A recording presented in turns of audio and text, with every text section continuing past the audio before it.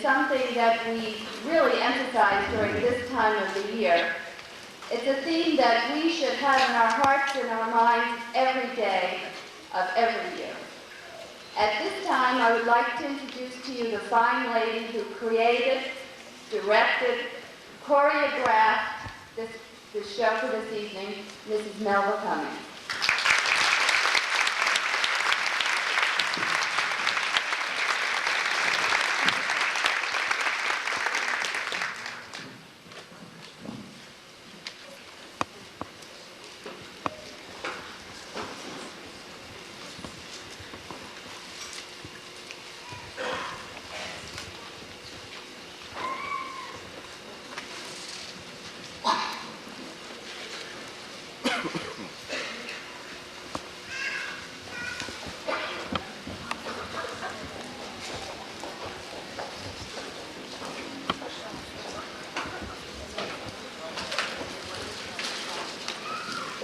Two teachers who are not only dear friends, but also close colleagues, are the two professionals being honored here this evening.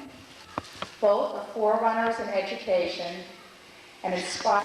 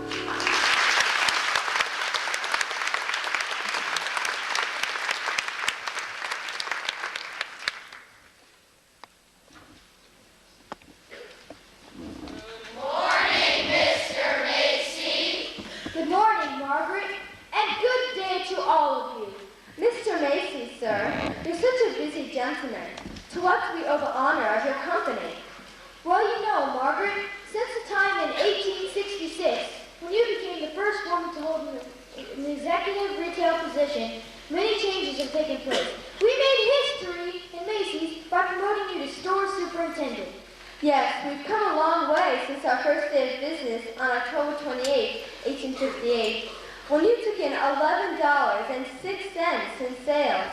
What I'm most proud of is our annual Macy's Parade. I'm here to ask all of you to hurry with your tasks. There's so much to be done before Thanksgiving comes. There's only one more day left in which to finish wrapping all the toys, sew our costumes, blow up the balloons, and practice our singing and dancing for the third annual Macy's Thanksgiving Day Parade. Mr. Macy's, sir, we all want to tell you a grand idea you had to make a parade for the people of New York City. And best of all, we the employees of Macy's get to carry the balloons. Be the clowns and dance our way down 34th Street. What a great way to get the holiday season off to a wonderful and festive start. Now hurry. Don't dally. There's a great deal of preparation to be done.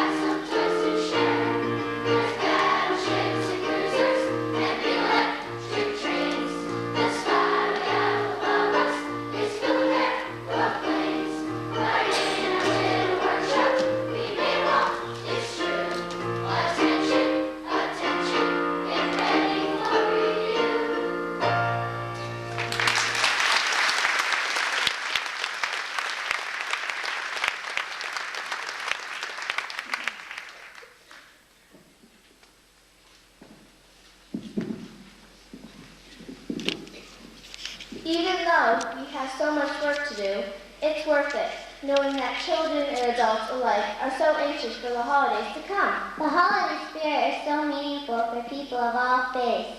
There are stories told by fathers to their children, songs about Hanukkah.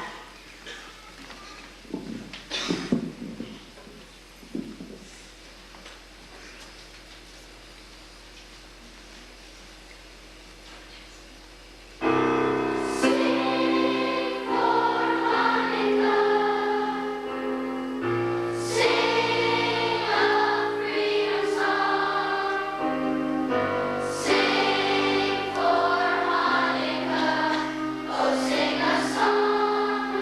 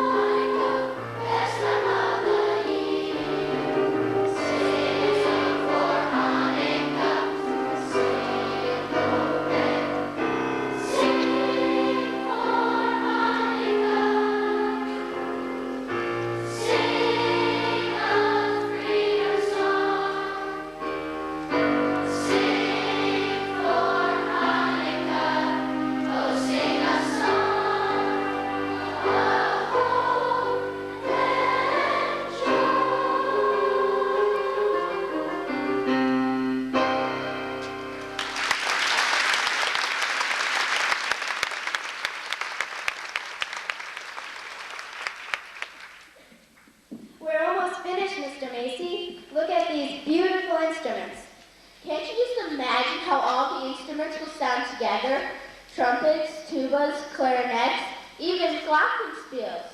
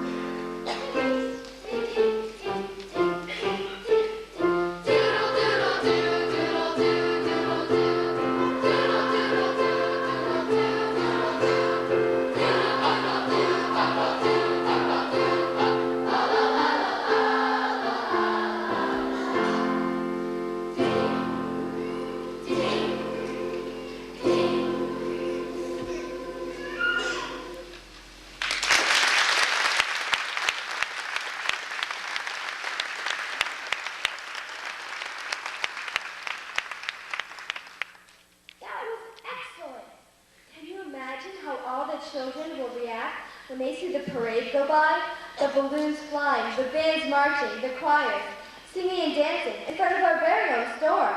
Look at them rehearse.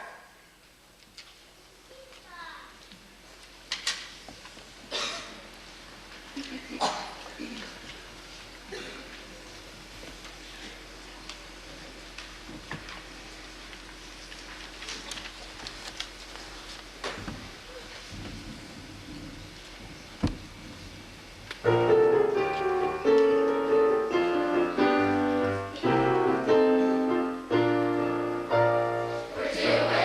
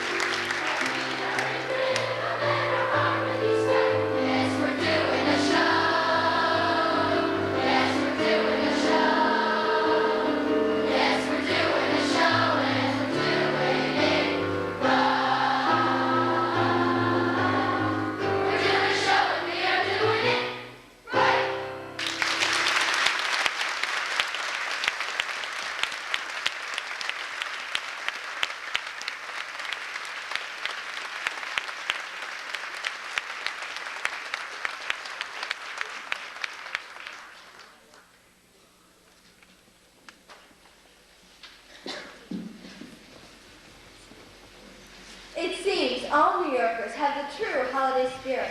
Well, almost everyone reacts pleasantly. Everyone, that is, except for Christopher Clark, the clerk of the clock department. Let's go down to the second floor. You'll see what I mean.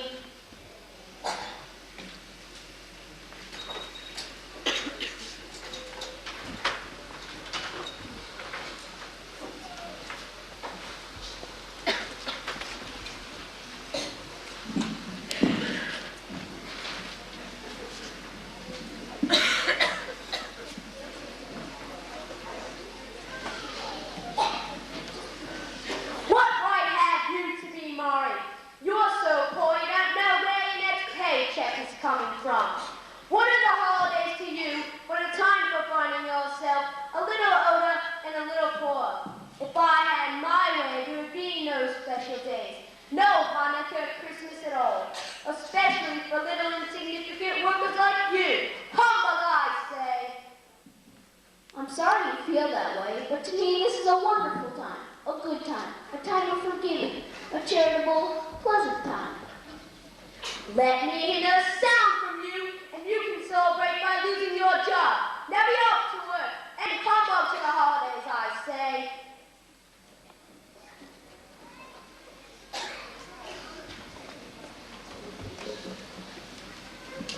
Mr. Clark, we are the children of Mr. Jones. John Jones works for you. I am Jack, and she is Jill in the greetings of the season to you, sir.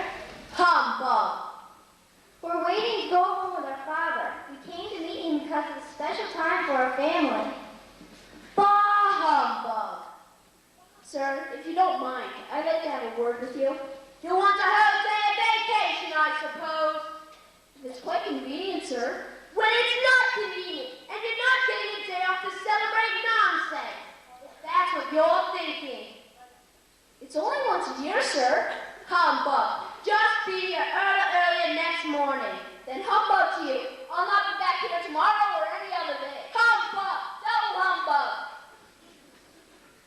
Oh, Margaret, I wonder what I can do about the situation with our hard-hearted Christopher Clark. He is being so wretched to the workers in his department and even to their children. He's a tight-fisted old scoundrel, hard and sharp as flint.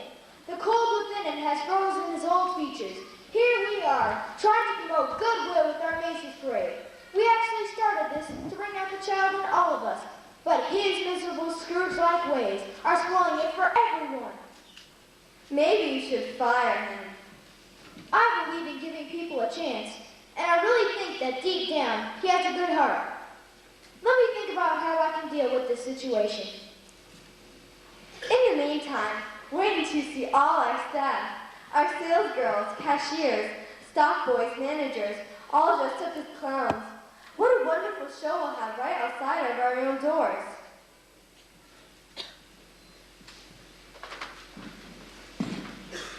Excuse me, ma'am, Mr. Macy, I just came from 77th Street. The Papa and Donald Duck balloons are ready. And Snoopy and Pink Panther will be next. Won't the children be excited when they see our precious little Shirley Temple as Macy's story of a princess? The bands are rehearsing and sound great. As the parade travels down Broadway to 34th Street, the Radio City Rockettes will make their first appearance dressed as toy soldiers. It seems like a jolly good show.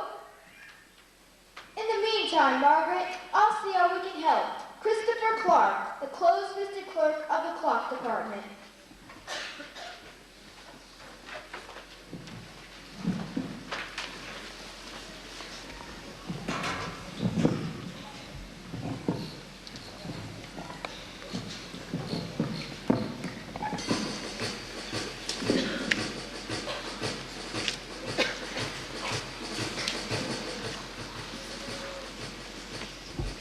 We are here at 77th Street in Central Park West, ready to officially cut the ribbon and start our third annual Macy's Thanksgiving Day Parade.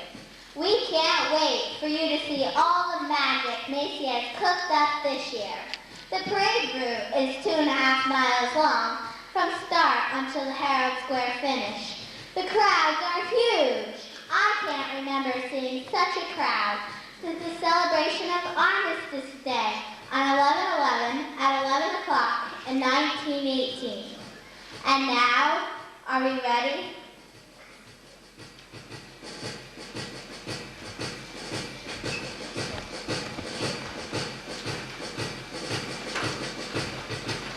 Cut the ribbon.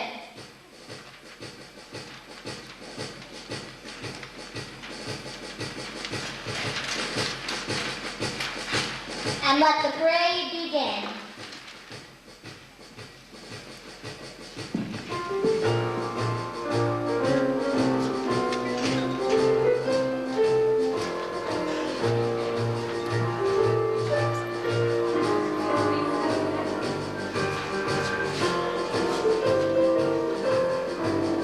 Garfield is moving down the parade route. This cat looks pretty satisfied this morning. See the terrific Macy's balloon holders below? They are the real heroes of the parade, in charge of keeping Garfield afloat and full of hot air as usual. Everyone loves a lasagna slurping fat cat. This old tabby definitely has 9 lives. I've got to tell you that Garfield uses 2 million pounds of kitty litter every week. The guy coming up is always in pink. He's hanging on to that inner tube.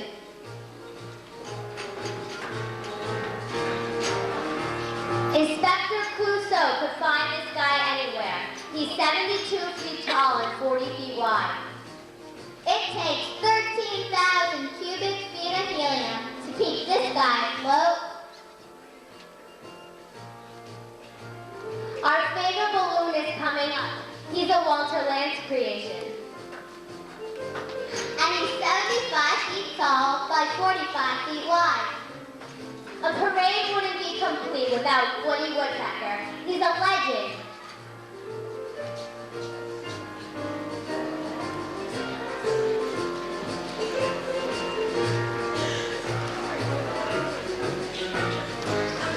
There's Big Bird with his alphabet blocks. Big Bird never misses an opportunity to teach kids their letters. He's making a big statement, weighing in at 450 pounds. He used 2.5 stories tall, so for all the kids who live in high-rise apartments, Big Bird can teach you your lesson at cloud level.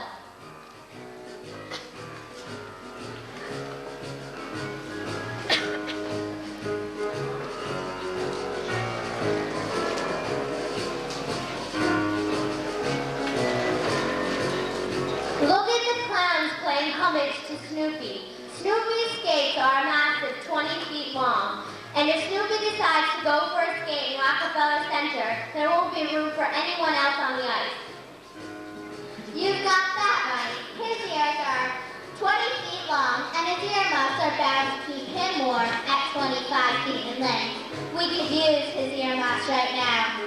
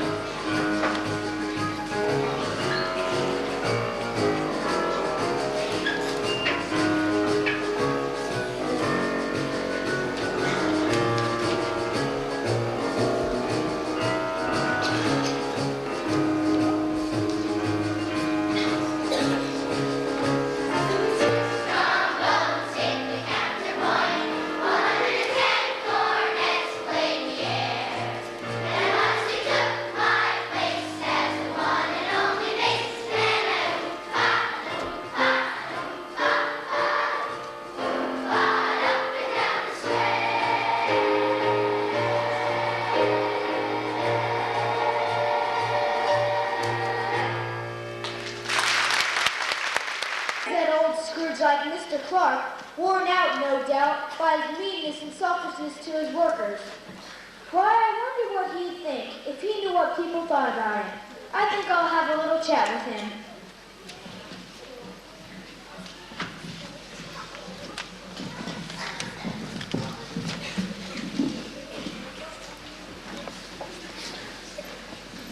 How are you on this fine day, Mr. Clark?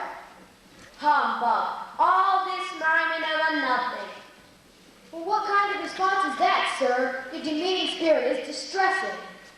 Well, you of all people should expect hard work from your employees so that you can continue to make a tidy profit.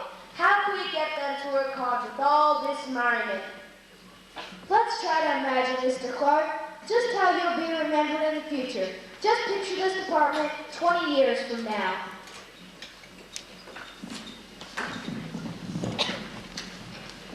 And what was this place? I don't remember it at all. That was his department, old Stingy himself. Nobody knows whatever happened to him, and what's more, nobody cares. All that we do know is that we're glad to be rid of him.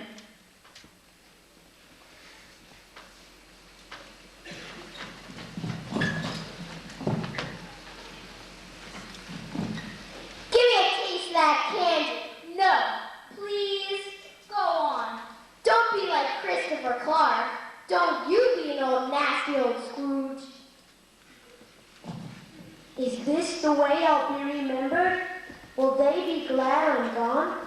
People giving me the worst of insults. Are greed and selfishness the only mark of my existence? Exactly, Mr. Clark.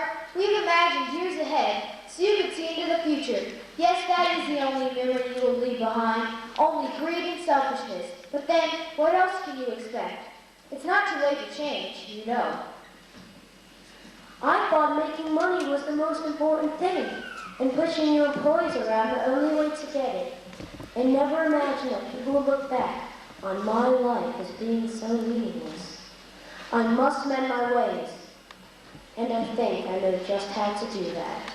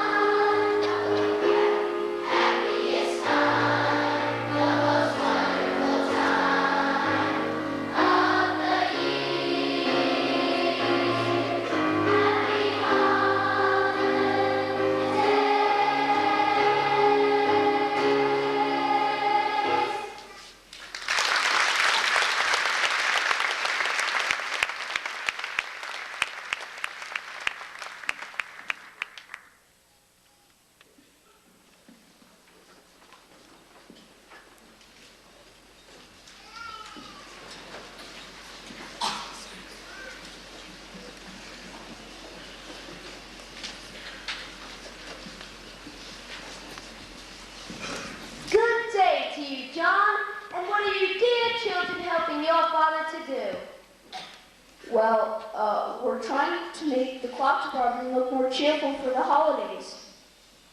But we sure can't do too much with these old, raggedy decorations we found at our attic at home.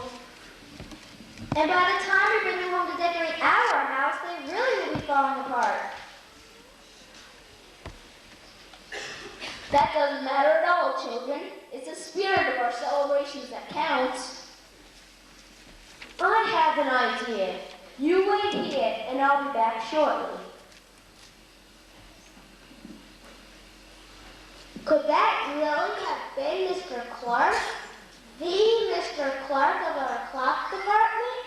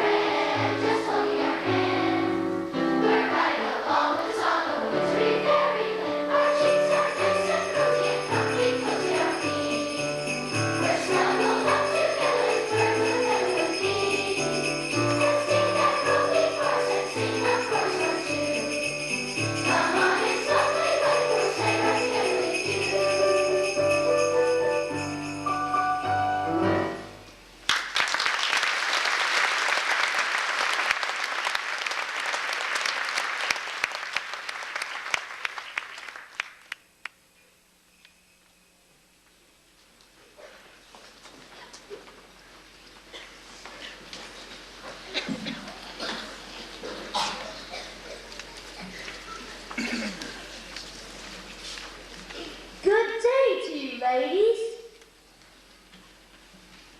That can't be Christopher Clark. Certainly not, but there is a great resemblance. Remarkable.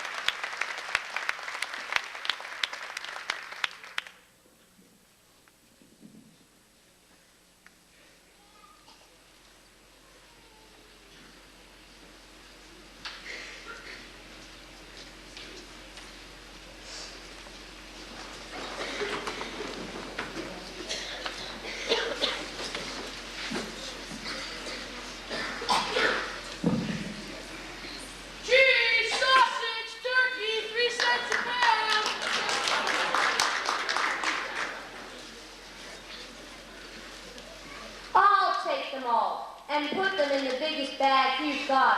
As good as done. And I'll take this, and I like this too. These decorations, pack them up too.